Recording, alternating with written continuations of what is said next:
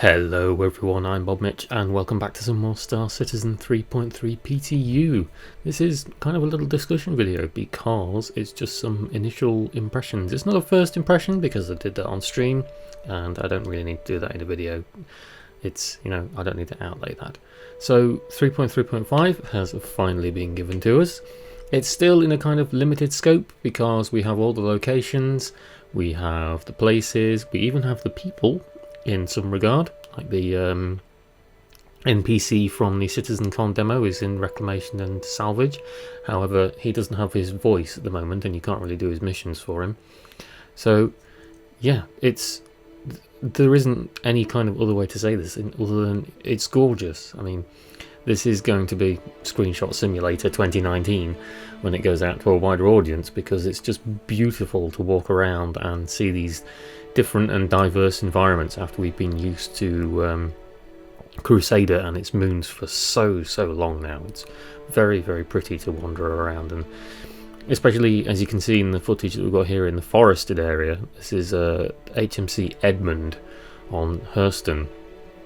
It's gorgeous just to walk around with other people and generally doss about and do different things. So we now have all these different diverse environments where we can go and do things in.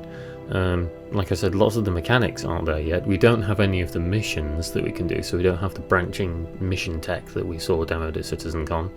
The missions on the PTU at the moment are still just the ones around Port Olisar and Crusader and its moons. We do have the armor sets, as you can see. One of the guys there was wearing a different headset and he's got a different armor on. And we haven't got any of the new weapons. We do have the multi-tool, but it doesn't do anything yet.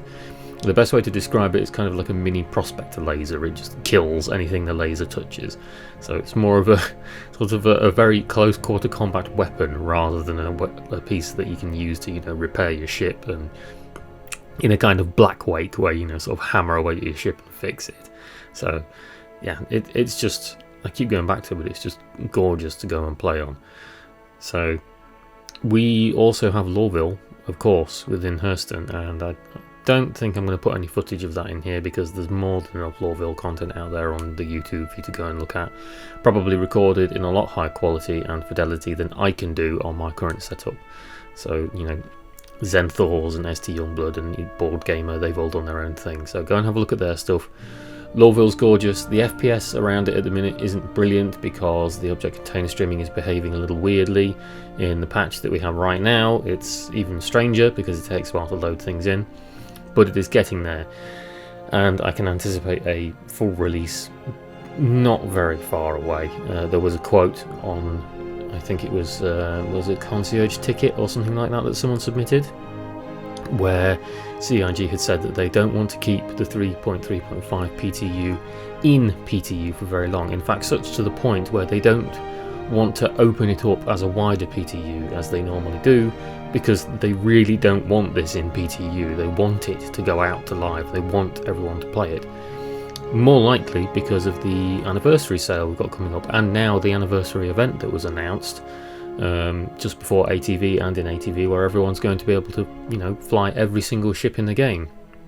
You've got every single ship in the game to fly, and you've got this gorgeous new planetary system to go and explore and fly ships and trade and do missions and everything in. So it's a win-win situation for everybody, and it will showcase how far this alpha has come and how much far it still has to go, but it's really laying groundwork now.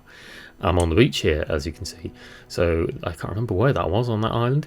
This is Ita, so this is one of the moons, and all of the moons around Hurston are just gorgeous. There's some that are very peaceful and serene, like Ita here. Magda is the other one which is coming next, I think. I'm just watching back my own footage as I record this. So yeah, this is Magda. So this one is sort of a Yela archetype, but I think this one's just, the atmosphere in this one is just perfect. That blue sky with the pale surface down there. Even though it's barren wasteland, you can create perfect wallpapers and perfect screenshots, and exploring it and doing cargo runs and everything is never going to be boring because of all the variation that's coming in this. This is Aberdeen. This is one of the more hostile environments, so this one's very much a sort of Io/Venus archetype. It's very hostile and toxic, and the atmosphere is not very thick. But as you can see, the environments just get more and more and more diverse as CIG adds more and more to this game. It's just gorgeous. I just can't help but go back to it. It's just so pretty to fly around in, and relaxing. You know, you don't even have to have a specific goal, you can just fly around. Even outside of the moons and Hurston, this is a destroyed station that's in orbit above Ariel, which is the last of the moons. So it's like someone took a giant bag of Semtex to security post Corsair and blew it up, and it's just scattered in this small asteroid field here that's hovering above Ariel.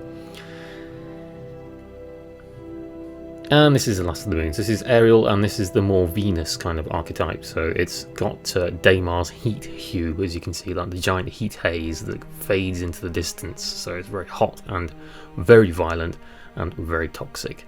So the environments are just absolutely, absolutely gorgeous, and I love every single one of them.